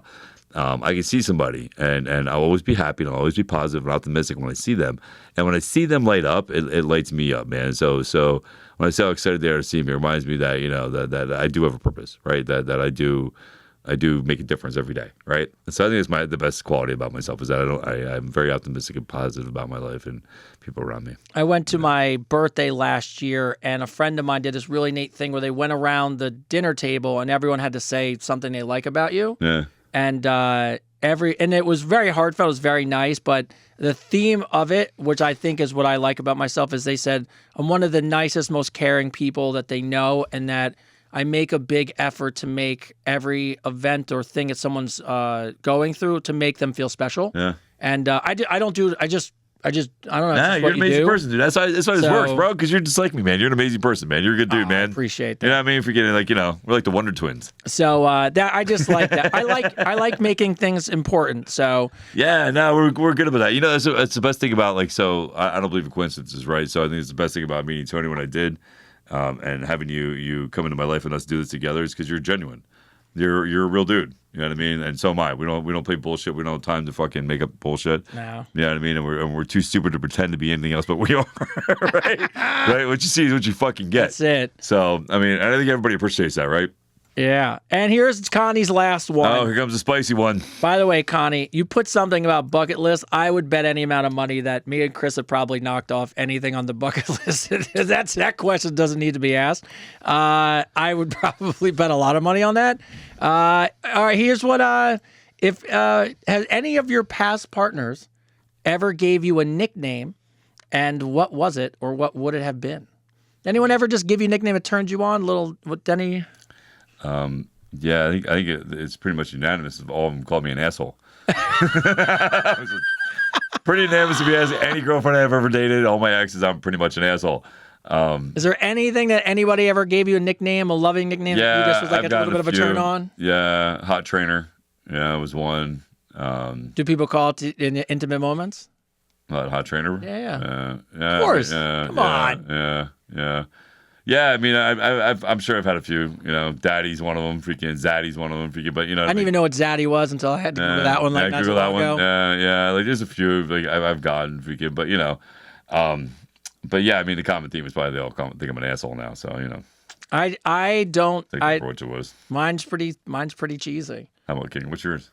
When someone in a really sexy way just goes, Mr. Rodriguez. Mr. Rodriguez. I don't know what it is. There's just something about how it's said. You just go, ooh, this is gonna. It's a little bit of authoritative. You know what I mean? Yeah. You're gonna be the man. But outside that, all right. So Connie, that's how we end that. Sorry, Connie. We have to go back there. What was our survey? Oh, just so. All right. Do our survey before we end the show. So 90%. 90%. Well, first of all, let me go back. 100% went spank for sure. Okay, so 100% people think I spank people. 100%. 100%. Okay. 90% was ruthless. Was over the knee, and the other 10% that nobody said no, but they were like, you just have to realize it's a situational thing, right? So, and the funny thing was everyone who wrote no didn't just go no. They were like, no, but it just depends because you'd have to be doing this role-playing thing. So I would easily put Spony on yes, of course. Yeah. So 100% people thought I said that I spank people, and they'd be right. Yeah. And I had put somebody over my knee. Yes. Yeah, of course. Absolutely. Were you dressed as Santa? No. Have I tied people up? Yes. Have I spanked them? Yes. Am I that guy? You ever been tied up and not got out? I have not. No, I will not let somebody tie me the fuck up. Fuck no. No, nobody's tying me up. Listen, I'm the dominator, not the dominated. Good. So, all right. That's a new shirt. We'll put that on a new shirt. What? I am the dominator, not the dominated. There you Advice go. Unfiltered. I like that. Our merch is going to kick ass. I am the dominator, not the dominated. Advice Unfiltered. Well, I like to thank all of you. So obviously we usually do this on Tuesdays, but it's a Sunday. So first of all, shout out to everybody who joined on Sunday. It's a little different. It was earlier, so we appreciate it. And I blame work, but that happens. But I also appreciate work knows I have a podcast, and nobody bothers me about it. So shout out to work. But outside that, as always, I appreciate all of you. It's been unbelievable. The other day we trained trained together, and it was 36,000. 36,000 people watch us working out together. 36,000 people watch us work out together. Yeah. So all I'm saying is it's growing. You're growing with us. The community is growing. I just want you guys to remember, we are growing together. So I'm glad we answered Connie's questions. I'm glad Kathy's and Jane growing and showing. Growing and showing. Growing and showing together. Do it both. So, but with all that being said, I love all of you. I appreciate all of you. And the show would not be anything without you guys. Yeah, no, absolutely. 100% on that, man. Let's not forget our survey for next week. Make sure you write into www.adviceunfiltered.com. What is the number one cologne that smells good on a guy? That does it for you ladies. Let's find that out because we're curious. We'll put that out there for next week. As always, man, we believe in you.